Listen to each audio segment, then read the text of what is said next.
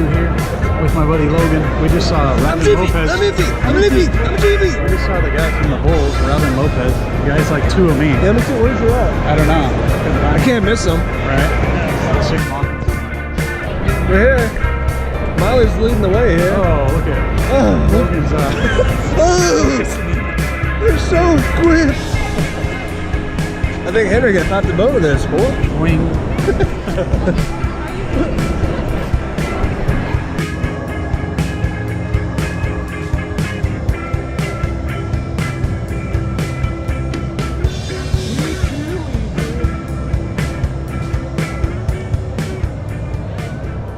Hey, how's it going? Logan Myers here on behalf of Cinephellas.com, interviewing with Sandy King Carpenter, president of Storm King Productions. Hey Sandy, how you doing today? I'm doing great. What could be better than being at C2E2? Right, it's the best convention in Chicago. I think it's one of the best conventions in the United States. Yeah, I think so too. This is our 5th year being here. I think it's my 5th or 6th year. 5th or 6th year. We actually were coming to see your panel last year, and our car broke down on the way here. Well, that's not good. That's not good.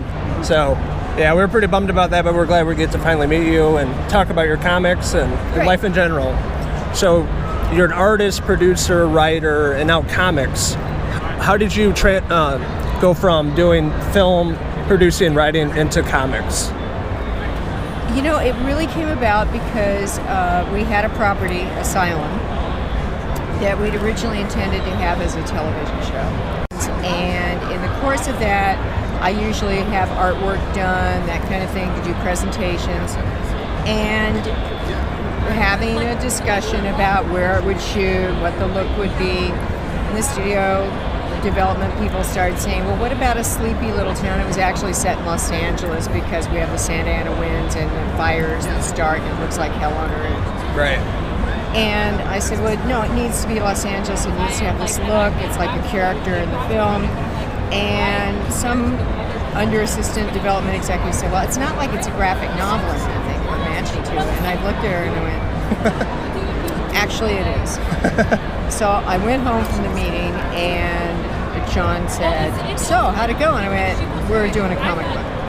And he said, what do we know about comics? I said, nothing, we'll learn. So we spent 2 years researching comics and the business of comics. Yeah. And conferring with lots of great people in the comic industry who were great help, great assistance, great advice, lots of great education. And that started Asylum. Largely, one of the other reasons was that people had come to John for years wanting to put his name on comics. They weren't good comics. And this way, we were controlling them the way we control a movie. Yeah. I didn't know how heavily involved John was with the idea and like the overall stories. Did you just like you wrote up a script or a story and then kind of just showed it to John and it kind of went from there? On Asylum, that was a fully thought out, Thomas Ian Griffith and John and I had totally worked out the story arcs, the characters, what the plot lines were going to be. And then originally on the comic, Bruce Jones was writing the comic because that's a whole different art form. Coming into comics, we don't know anything about writing for comics. It's kind of presumptuous to think, I write movies, I can do this. Yeah, exactly. It's different. That taught me a lot about how that medium worked that was different from the movie. And so then after that, I took over writing but John's totally involved. On the other things like Tales for a Halloween Night, that's an anthology that comes out once a year at Halloween. He always writes the first story. I always write the last story, and all other writers and artists do the stories in between. Right. On Tales of Science Fiction, that's a series of miniseries. So like Vault they last however long a story lasts. So Vault lasted 3 issues. Vortex, John and I created that story. I turned it over to Mike Sizemore to write because he's better than I am. And I think the fans will like it better. But so John, created that story and those characters with me. But John's involved, he can't escape it. Proofreading them at night and, they're everywhere. Plus he sees every script that comes in, every page of art. So these things all take place in the same place where we're doing our TV. And he's doing music. and everything else. So very busy. it's pretty chaotic. The Vault series and Vortex, I read 4, I think there's 8 books, right, in Vortex? There's going to be 8, we're up to 6. Yeah, up to 6, I read 3, and I just love it. I love the story, I love the artwork, and just bringing science fiction back, you know what I mean? You know, science fiction you have in films, but in comics you don't see it too often, recently. So it's really good to see that, and I really enjoy it so far. I love sci-fi and horror. I'd say John is a bigger sci-fi fan than I am. I liked it, and I realized that it was missing from our lineup. But the other thing was I had never really intended to keep growing as a comic company, except it's fun. It's a chance to be around all these other creative people and these other artists, like Jaime Carrillo, who's there. He's done a couple of our Halloween night stories, and I work with Leonardo Manco on Asylum, and Andreas Esparza and Sergio Martinez on Vault, and they're doing another one of the science fictions for us. Yes. Janice Chang, our letter artist, saves my life regularly. So having that chance to work on a different kind of creative team than we use in movies is just too much fun to give up. Television shows and movies, has to continue. But this is a great environment. It's great creative feedback.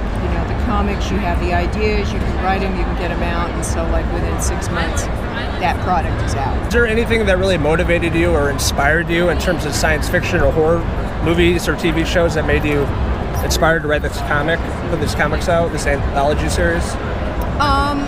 Well, when I first wrote the first notes for Vortex, the first ones had been somewhat inspired by a television company wanted an outer space horror thing, and they had said, how about vampires in outer space? I said, how about not?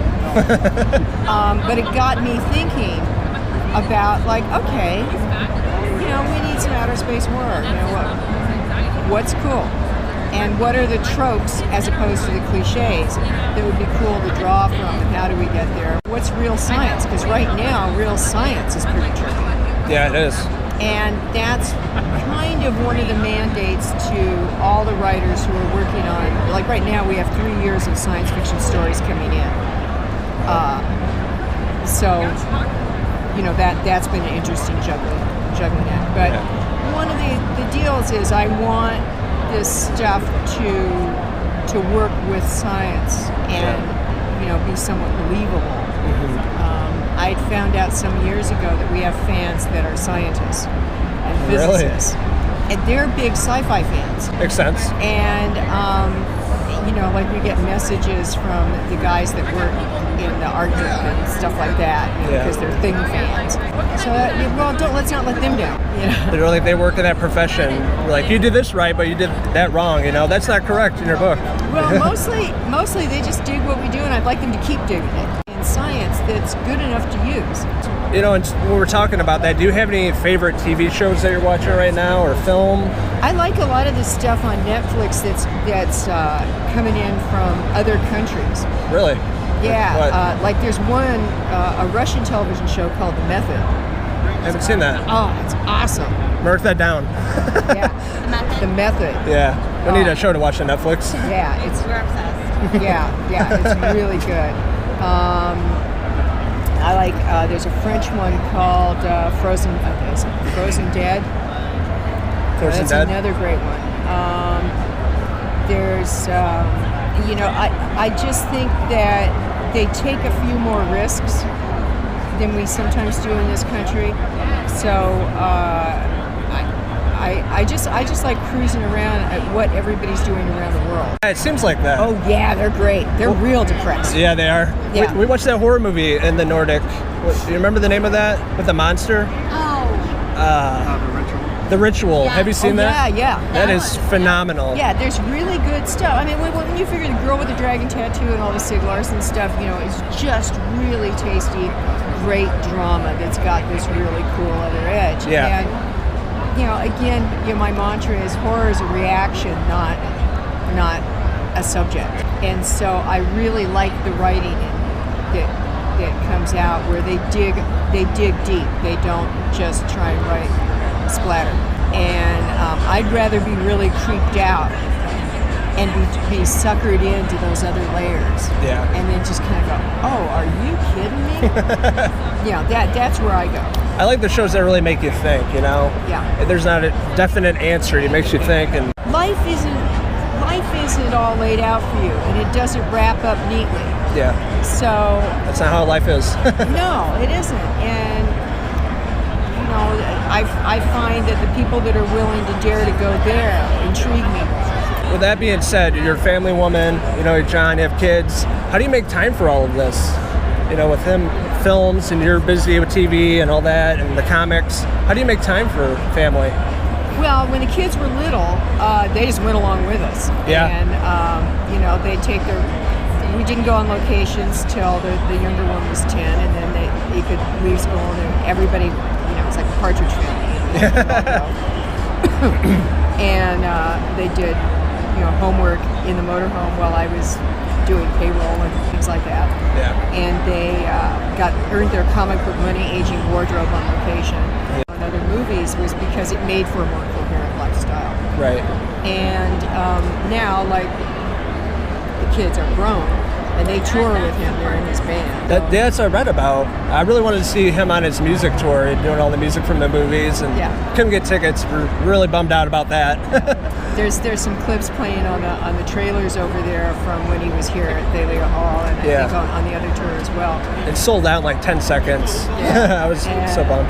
But he, you know, so it's really great because now they work on his soundtracks with him, and they record other stuff together because they're really great musicians and composers themselves. So, you know, fortunately, we seem to be a functional family unit. And, I think you always have to keep life in the forefront. Real life matters. Yeah. You know, it's not about being so ambitious you let the rest of your life. I'll get back to you. Right. Yep. And it's complicated when you have kids. We have a 3-year-old and both work full time and doing the movie stuff. You know, it's hard to keep up, but you do the best you can. Yeah, and you know, again, I always put, you know, I put John and the kids are what matters most. And then, look, we're not neurosurgeons here. Right. No one's going to die over what we do and the mistakes we make here. Yeah. You know, if somebody doesn't like something we do, well, I'm really sorry you wasted either $4 on a comic or, you know, whatever it cost you to get in the movie. And I didn't wreck your life or kill your children. But the biggest thing is I try to take care of the people in my life, and and that includes the people that work with us. Mm-hmm. And I hope I imbued our kids with the same thought. They seem to have grown up to be good men. Our oldest, who's actually our godson, who grew up in our house, that he and his wife just arrived back in LA and weren't even aware I was in Chicago. Oh, really? And they were saying, hey, so we're going to come over tomorrow. We brought you chocolate from Belgium. I said, yeah. Belgium? Well, go over. Yeah, my daughter-in-law's Belgian. Oh, okay. And I said, so we got chocolate for you. We're going to come over tomorrow. And I'm like, great, go see John. I'm in Chicago. By the way, I'm in Chicago, so I won't be there. Yeah, exactly. They're going, what? But, no, you know, I think that you have to, you juggle, but I found that I'm really fortunate in the job I did and do. I was able to keep the kids with us and integrate them in a way. We stayed in town doing our movies when they were too young to go, and then when they got old enough to travel, shoot during school vacations. Yeah. I don't know how the hell it worked. I know it's a lot easier now they're grown. Right. When they're toddlers running all over the place, you know? Yeah. Now they're grown-ups. But, you know, I remember, God, there's pictures of Cody Little on the set of They Live. It's Wow, that's amazing. He was small. So, you know, they're portable. You know? Now they're grown-ups doing their own things, and you know. Yeah, they are. They're real talented, real accomplished on their own. And but the biggest thing that always mattered was that everybody be happy, secure, safe, and they grew up to be good men, which I'm most proud of. Has there been any talks between you and John to just saying, let's retire, let's hand over the keys to the kids, and let's vacation? I don't think artists retire. I think we just drop dead on sets. We all go, but no. I think we do the things that interest us, and he may trade off what's happening most, like he's been doing a lot of music, because as soon as something's too much of a pain in the ass, we just don't do it. Yeah. But if you keep loving it, you keep doing it, I guess. Yeah. It's no, that hasn't really. I can't imagine not doing what we do. Yeah, we always just talk about retiring in the 30s, and then we get bored pretty quick. So. I don't get bored. You're in the right profession then. Create another comic. You keep yourself going. You got to have that artistic outlet. Just keep going, moving forward. I don't think you stop creating. No. And I can't think of any place. I don't want to go anywhere. I want to go home, put on the sweatpants. So how long does it take to actually put out a comic book from start to finish for each issue? Is that take a month or? I would say on the single issue comics, it's about a 2-month process. 2-month process. Yeah, so that's why you get ahead of it, just so you can fall behind and start screaming as you hit the end. I have no idea how comics are made. I'm a writer, but it must be very meticulous to go from the artwork and the storyline and make sure it's printed correctly. Yeah, it all starts with the script, and then the lead artist doing. It's like old style animation in that you start with pencils, then to inks, then to colors, and so those guys have to have their way with it, and then the letter artist has to come in and make all that come to life, and then you have to make sure it's all still flowing, and all the rest of the cover, credits, all those things get put onto it, and then it goes to the printers, and then you hope to God you made your deadline. Sometimes that's difficult. Yeah, we got one going in tonight. Yeah. What I love about the series, there's just great artwork. It looked so realistic, and that's what really drew me in on top of the storylines. And then, being a kid, I always wanted to be an artist and work for Disney. And now it's kind of obsolete because it's all computers, But well, there's still great artists having to create that stuff. Yeah. The computer doesn't just go Shazam. Right, exactly. Still design it. Yeah. There's people with huge training underneath it. And it's just like the comic book artists. Heidi's is an unbelievable artist. Yeah. And, there's schooling underneath that. And say somebody like Ben Temple-Smith, who can be, who's done Doctor Who and a bunch of other things. I think that a lot of people coming up now don't think they need to put in the time going to either design school or straight art school or literally comic school to learn anatomy, perspective, and all those things, which have to be at your fingertips, but you also have to learn to do that rapidly because you got to be turning in multiple pages a week, if not a day, in order to hit deadlines, and doing it dynamically. In order to do something like Leonardo Manco does on Asylum, that stuff has to, it's a storytelling art combined with the words. Yeah. So it's a partnership between the writer and the artist to tell that story and have the discipline. But if you don't have the training underneath, you can't tell what's in your head. It requires that amount of training to be a comic book artist are spectacular. I was trained in art, but I wasn't trained to turn this around. Yeah, didn't you work at Disney? I was hired at Disney in character sketch, but I made a decision at the very last minute after having thought that was my goal forever. Right. I made a decision that I stayed in animation for the small company I was working for, and I went into live action. And it was shocked everybody, including Disney. Yeah. I think you did the right thing. I'm happy with the choices I've made in life. Sometimes you just know, You get a feeling, you're like, no, I'm going to go this way. I just felt that my personality, which was not that outgoing at the time, it was still all hand-drawn animation and that kind of thing, and I spent a lot of time in the dark making faces in mirrors. The last thing I animated was earthquake prediction for strange animal behavior, and it was a frog in a well bucket going, dark looking in mirrors doing this. Right, started a little crazy. Maybe I need to force myself out in the world more. And I was doing both live action and animation at that time, and I don't regret my decision. No, I think you made the right decision because we're sitting here today with these amazing comics, you know. One last question I had for you. Any upcoming projects, TV shows, film, or more comics? Let's see. We're probably going to launch Storm Kids Comics, which will be it's going to be all ages, but not little kids. Say like age 10 and up.